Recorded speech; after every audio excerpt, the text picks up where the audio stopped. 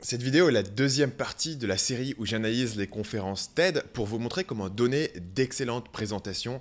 Si vous n'avez pas encore vu la première partie, vous pouvez cliquer sur le lien dans la description pour aller la voir maintenant. Dans la vidéo précédente, on a vu que si vous voulez que votre présentation soit persuasive, efficace, mémorable, le nerf de la guerre, c'est de toucher les émotions de votre auditoire. Aujourd'hui, on va voir comment faire exactement pour avoir cet impact émotionnel. Et pour ça, on va continuer bien sûr à prendre l'exemple des conférences TED qui font des millions de vues, transforment de parfaits inconnus en superstars du jour au lendemain et sont capables de vous faire rire et pleurer avec des sujets franchement pas évidents comme le stress ou les statistiques.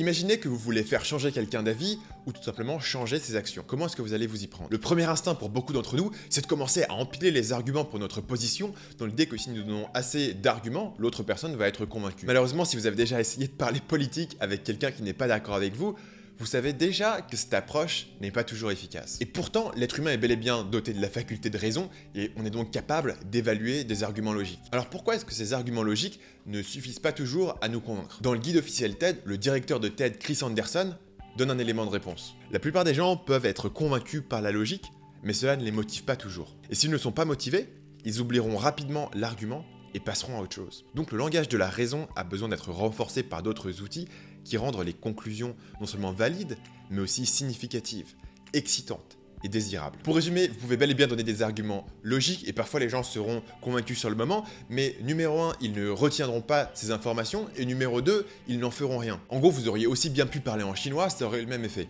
Le premier point irrationnel, illogique, mais très important, c'est l'impact du messager. En l'occurrence, c'est vous. Votre message sera beaucoup plus efficace si votre public vous fait confiance et vous apprécie. Évidemment, ce n'est rien de rationnel, un bon argument est un bon argument, quelle que soit la personne qui vous l'explique. Un exemple qui est amusant ou désespérant selon votre point de vue, c'est de faire un sondage où vous demandez aux gens s'ils soutiennent ou non une proposition politique par un certain candidat. L'astuce, c'est de choisir une mesure qui est soutenue par deux politiciens dans des camps opposés. Et surprise, surprise, on s'aperçoit que les gens soutiennent une mesure si elle est présentée par un politicien qu'ils apprécient. Et ils seront vigoureusement opposés à cette même mesure si elle vient d'un politicien auquel ils sont opposés. Voici un exemple qui vient du Huffington Post et qui pose la question de l'assurance santé universelle. On découvre que 82% des démocrates soutiennent l'idée si on leur dit qu'elle vient d'Obama, mais si on leur dit que l'idée vient de Trump, seulement 46% la soutiennent. Le résultat est bien sûr inversé pour les républicains. Dans les deux cas, l'idée présentée est la même, mais les gens jugent cette idée non pas sur ses mérites intrinsèques, mais sur le politicien qui la présente. Ce que ça veut dire pour vous, c'est que votre premier objectif quand vous montez sur scène, c'est de gagner la confiance de votre public. Voilà ce qu'en dit Anderson dans son bouquin. Le savoir ne peut pas être poussé dans un cerveau, il doit être tiré de l'intérieur. Avant de pouvoir construire une idée dans l'esprit de quelqu'un, vous avez besoin de sa permission. Nous sommes naturellement prudents avant d'ouvrir notre cerveau, qui est notre bien le plus précieux, à un étranger. Vous devez trouver une manière de désarmer cette méfiance, une manière de l'accomplir et de rendre visible l'être humain qui se cache en vous. Intéressant, n'est-ce pas? Le directeur de TED nous explique essentiellement que quelle que soit la qualité de vos idées, elles ne seront pas reçues correctement par votre public si vous n'arrivez pas à créer une connexion émotionnelle avec eux. Et donc, avant de présenter vos idées et vos théories, vous devez vous établir comme un individu à qui je peux faire confiance. Et c'est valide même pour un scientifique, comme par exemple Brené Brown qui fait de la recherche dans le domaine de la psychologie et qui a entamé sa présentation avec cette anecdote. So I'll start with this. A couple of years ago, an event planner called me because I was going to do a speaking event, and she called and she said, "I'm really struggling with how to write about you on the little flyer." And I thought, well, what's the struggle? And she said, well, I saw you speak, and I'm going to call you a researcher, I think, but I'm afraid if I call you a researcher, no one will come because they'll think you're boring and irrelevant. And I was like, okay. And she said, but the thing I liked about your talk is, you know, you're a storyteller, so I think what I'll do is just call you a storyteller. And of course, the academic, insecure part of me was like, you're going to call me a what? And she said, I'm going to call you a storyteller. And I was like, oh, why not Magic Pixie? Cette introduction est utile pour présenter le sujet, mais surtout, elle nous donne une bonne idée de la personnalité de la personne qui nous parle, de la personnalité de Brené Brown. Dans cet extrait, elle vous a révélé les choses qui la mettent mal à l'aise, ses obsessions personnelles. Ça peut sembler hors sujet, mais en réalité, c'est important, car ça nous permet de savoir qu'elle n'est pas juste une personne sur scène qui lit un texte. C'est un être humain, comme vous et moi. Je vous mets un autre petit extrait qui illustre très bien cette idée juste après. You know, and I'm more the life's messy, clean it up, organize it, and put it into a bento box. And so to think that I had found my way, to found a career that takes me, you know, really one of the big sayings in social work is lean into the discomfort of the work. And I'm like, knock discomfort upside the head and move it over and get all A's. That was my mantra. Ce que cet exemple illustre, c'est l'importance de gagner la confiance de votre public dès le départ de votre présentation, et ça nous montre aussi qu'une très bonne manière de faire ça, c'est de commencer par une anecdote personnelle. Le but de l'anecdote n'est pas de montrer à quel point vous êtes génial ou brillant, au contraire, c'est de montrer vos faiblesses et vos aspects plus humains. Mais si on va au-delà des anecdotes personnelles, le storytelling est un outil indispensable dans n'importe quelle présentation. La raison est bien résumée par cette citation qui est attribuée à Staline. La mort d'un homme est une tragédie, la mort d'un million d'hommes est une statistique. L'idée, c'est que les chiffres et les statistiques nous semblent abstraits. On n'arrive pas à se représenter dans notre cerveau ce que ça signifie. Mais une bonne anecdote a le pouvoir d'évoquer des émotions fortes et elle sera facilement mémorable. Si vous voulez apprendre comment raconter une bonne histoire, je vous ai préparé une playlist avec plusieurs de mes vidéos qui sont concentrées sur le sujet du storytelling. Chaque vidéo prend une étude de cas différente. Vous pouvez retrouver ça en cliquant sur le lien qui va se trouver en haut à droite de la vidéo. Je vous laisse aller voir ça tranquillement, mais pour terminer cette vidéo, on va prendre des exemples spécifiques de storytelling dans les conférences TED. Un cas intéressant est la présentation de Steven Pinker sur le déclin de la violence dans le monde. On entend tout le temps que le monde est de plus en plus violent, il y a de plus en plus de guerres, il y a de plus en plus de terrorisme. Et Steven Pinker se lance la tâche assez ambitieuse de retourner nos idées reçues et de nous montrer en quoi, en réalité, la violence est en déclin depuis des siècles et des siècles. The original title of this session was Everything You Know is Wrong, and I'm going to present evidence that this particular part of our common understanding is wrong. That in fact, our ancestors were far more violent than we are, that violence has been in decline for long stretches of time, and that today we are probably living in the most peaceful time in our species' existence. Now, in the decade of Darfur and Iraq, a statement like that might seem somewhere between hallucinatory and obscene, but I'm going to try to convince you that that is the correct picture. Comme on l'a vu dans pas mal de vidéos précédentes sur cette chaîne, faire changer quelqu'un d'avis est une tâche très difficile. Dans cet exemple, les faits sont favorables à la thèse défendue par Pinker et sa présentation regorge de chiffres et de statistiques. Here's a graph that he put together showing the percentage of male deaths due to warfare in a number of foraging or hunting and gathering societies. The red bars correspond to the likelihood that a man will die at the hands of another man as opposed to passing away of natural causes in a variety of foraging societies in the New Guinea highlands and the Amazon rainforest. And they range from a rate of almost a 60% chance that a man will die at the hands of another man to, in the case of the Gabuski, only a 15% chance. The tiny little blue bar in the lower left-hand corner plots the corresponding statistic from the United States and Europe in the 20th century, and it includes all the deaths of both world wars. If the death rate in tribal warfare had prevailed during the 20th century, there would have been 2 billion deaths rather than 100 million. Ces éléments logiques sont bien sûr nécessaires à son argument, mais le problème c'est que ces chiffres ne suscitent pas vraiment d'émotions fortes et donc vous n'allez pas vous en souvenir. Tenez, je viens de vous passer l'extrait il y a seulement 10 secondes. Est-ce que vous vous souvenez du taux d'homicide dans la tribu des Geboussi? C'est la preuve que le cerveau humain n'est pas conçu pour retenir des chiffres, et Pinker le sait très bien. Et donc il doit vous donner des choses que vous allez retenir, c'est-à-dire des images. Et dans ce cas-là, il ne s'agit pas de photos sur ces slides ou même de vidéos. À la place, Pinker va utiliser un type d'image beaucoup plus efficace, les images mentales. Voici un bon exemple. And cruelty was a popular form of entertainment. Perhaps the most vivid example was the practice of cat burning, in which a cat was hoisted on a stage, lowered in a sling into a fire, and the spectators shrieked in laughter as the cat, howling in pain, was burned to death. L'image du chat qui se fait brûler vif, ça vous allez vous en souvenir. Et il va utiliser la même méthode pour illustrer des concepts assez théoriques de manière concrète. Par exemple, il va tirer du philosophe anglais Hobbes le concept de l'état de nature. The first is, maybe Thomas Hobbes got it right. He was the one who said that life in a state of nature was solitary, poor, nasty, brutish, and short.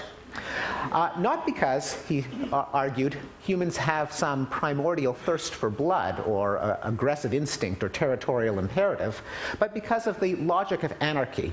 In a state of anarchy, there's a constant temptation to invade your neighbors preemptively before they invade you. Le concept de l'état de nature est intéressant, mais il reste relativement abstrait. Et donc la meilleure façon de vous faire comprendre et de vous faire retenir cette idée, c'est de vous donner un petit scénario concret et visuel.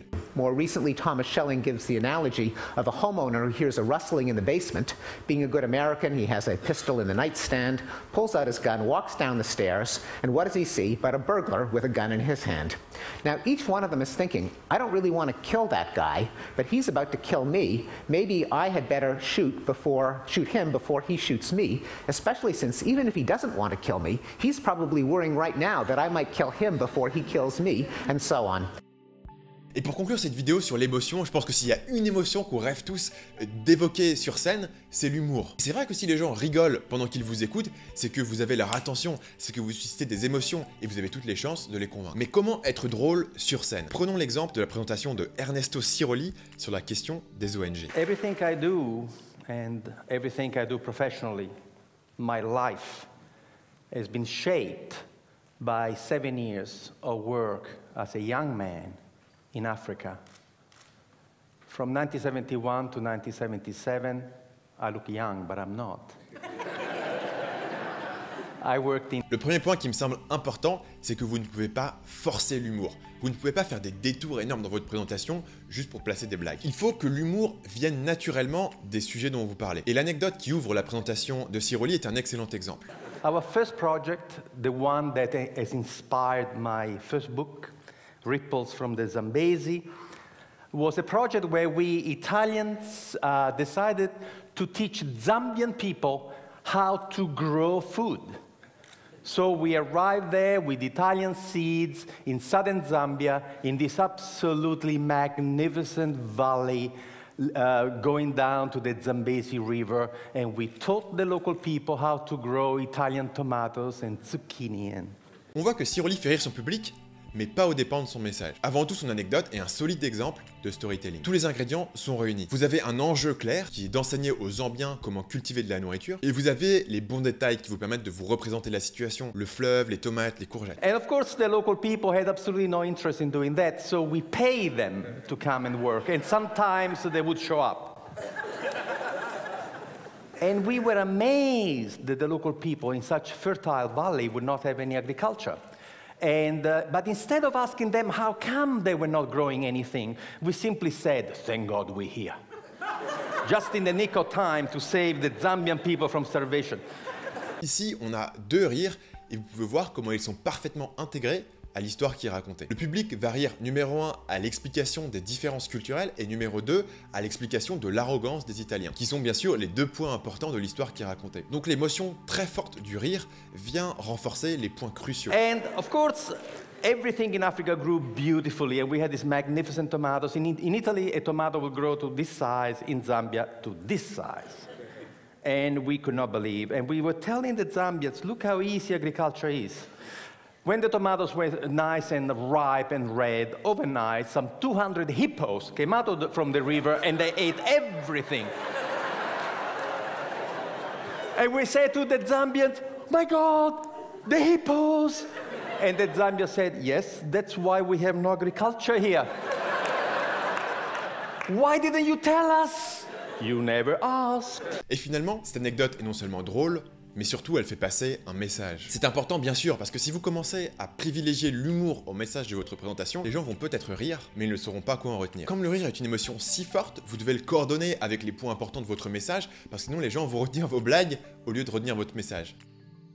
Et donc pour résumer cette vidéo, les arguments logiques, c'est bien beau, mais votre public ne s'en souviendra pas s'ils ne sont pas accompagnés d'une bonne dose d'émotion. Et pour ça, un aspect contre-intuitif mais crucial, c'est le rôle du messager. C'est-à-dire que vous devez gagner la confiance de votre public dès les premières secondes en leur montrant que vous êtes un véritable être humain. La technique qui est souvent utilisée à TED, c'est de commencer par une anecdote personnelle, et ce même si vous allez parler plus tard d'un sujet relativement technique. Plus largement, le storytelling est la méthode la plus efficace pour persuader grâce aux émotions. Et cette méthode a aussi l'avantage de capturer facilement les émotions et d'être très mémorable. Si vous voulez creuser dans le sujet du storytelling, je vous ai mis le lien vers ma playlist qui rassemble mes études de cas sur ce sujet-là. Dans la même idée, même si vous avez des chiffres, graphiques et concepts à présenter, ça ne suffit pas forcément, parce qu'il est difficile de les retenir. La solution, c'est de complémenter vos informations factuelles avec des images mentales marquantes, comme on l'a vu dans l'exemple de Steven Pinker. D'ailleurs, sortez une feuille, c'est un contrôle surprise. Est-ce que vous vous souvenez du taux d'homicide chez les Geboussi? Mais est-ce que vous vous souvenez ce qui arrivait aux chats pendant le Moyen-Âge? Et pour terminer, l'humour est bien sûr efficace, mais il doit absolument venir d'histoires qui soutiennent votre message. Une anecdote drôle, mais qui n'est pas directement connectée au fil conducteur de votre présentation, est dangereuse. Parce que vous aurez l'impression d'être le nouveau Gad Elmaleh une fois sur scène, mais dans 2 jours, le public se souviendra de vos blagues, mais pas de votre message. C'est tout pour aujourd'hui. Dans la prochaine vidéo, nous terminerons notre série sur les présentations TED en parlant de quoi faire concrètement quand vous montez sur scène. On parlera de comment créer vos slides, on parlera du langage corporel, et puis on verra les différents styles de présentation qui sont possibles et qui sont utilisés de manière très efficace à TED. Si vous voulez être sûr de ne pas manquer la sortie de cette prochaine vidéo, cliquez sur le bouton en dessous de la vidéo pour vous abonner, et puis cliquez sur la petite cloche qui vous permet d'être notifié quand je sors une nouvelle vidéo. À la semaine prochaine.